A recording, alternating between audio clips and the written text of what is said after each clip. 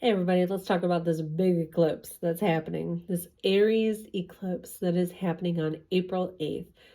They say that eclipses are portals and gateways to new beginnings, to transformation.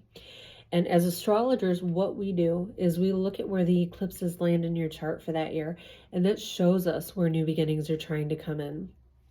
New beginnings that have been waiting for a hot minute to come in too, because these eclipses work in 10-year intervals, and they look to see where areas have old stagnated energy that need to be released, and they ask us what needs to be released. At the time of these eclipses, they show us billboards, almost like I say, from the universe, shows us what has to be let go of in order for these new beginnings to occur. And it's different for everybody, right? Everybody's personal chart's going to be a little bit different on what house it's landing in. But in general, for all of us, with these eclipses being in the sign of Aries and Libra, it's calling into question the balance between what it is we need and how we stand up and assert ourselves to get what it is we need. That's Aries. Then on the other side of it, it's about the relationships that we're in. Over here, Aries is our needs, but Libra is about the needs of others. It's about working as a community. It's about working with our partners, whether they're romantic or business or whatever it may be. It's about finding balance in the scales in our relationships, making sure that our needs, that Aries side, are met, but also their needs are also met, that everything is balanced and fair. And so these eclipses are asking all of us, where are these scales unbalanced, right? We had a big eclipse that happened on March 25th that was very much focused on relationship, outdated beliefs, repetitive cycles, things that we find in relationship again and again, especially toxic cycles that we find ourselves in, and what we need to release in order to bring changes to it, right? These eclipses show us where these changes need to happen, and then the transformation happens usually within 6 months after, when we go into the next eclipse cycle that happens in October. Doesn't say that it can't happen now, right? But that's the underlying current of these eclipses, right? They're bringing it into focus. They're very much making us aware. Now, on another side, it's more than just relationship. It's that Aries side. And this eclipse, this big one that's happening, is really bringing that into focus. It's saying, how do I want to say it? Like, okay, so in the world of astrology, right, there's positives and there's negatives, right? The positives on the side of Aries is about how much we assert ourselves, what it is we need to do to get our needs met, all these things. But it can have a shadow side too, right? We can be pushing a little bit too hard to get what we want. We can fly off the cuff to get what we want. Aries is ruled by Mars, and it's a very fiery planet, okay? And it doesn't really think before it acts, because it just is focused on what it needs. And so when we have this eclipse coming to light, it's bringing things into balance, remember? So on a personal level, maybe where that impulsiveness and that selfishness may be coming in, it comes to light. On a global scale, maybe that focus on the needs of what I need immediately supersedes the needs of others, and maybe that comes to light and it brings things out, right? It brings things out. And it brings it to light, I guess, is a way of saying it as well too, how maybe those things work and maybe they don't work. Do we stand up enough? Do we not stand up? Do we stand up too much? You know what I mean? Are we only focused on what it is we need? Are we not thinking what others need? All those things are coming to light under the power of this extraordinarily powerful eclipse.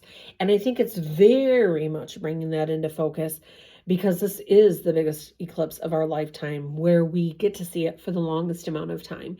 And that isn't just a scientific fact. This is also on a spiritual and a metaphysical fact, that these things come to light and they're showing us where we need to change, right?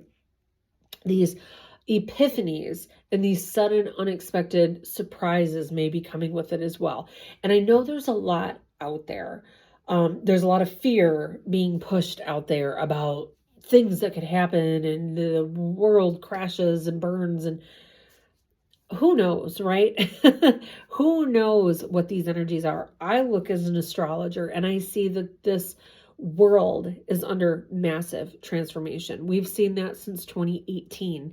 The old outdated systems are working in a 250-year cycle to be reformed. And transformation and major reformation and change that's happening like it has, that hasn't happened since, looking at it the last time, was at the American Revolution. The time before that was when we were going through the medieval times of changing and transformation of the reformation of Europe. These are things that don't happen overnight, but they don't happen easily either. You don't reform entire governments and countries and things with very minimal effect, and that pushes us out of our comfort zones, and it can feel very debilitating. It can feel very scary. And that is what is happening, right? I'm not going to look at this and say we're losing all the power on the grid, or we are, we're all going to go into this total darkness and the world's going to end and a solar flare is going to kill us.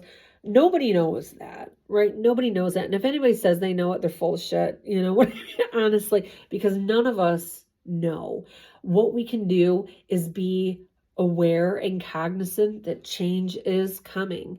We have to make sacrifices on a personal level for the better good of everybody.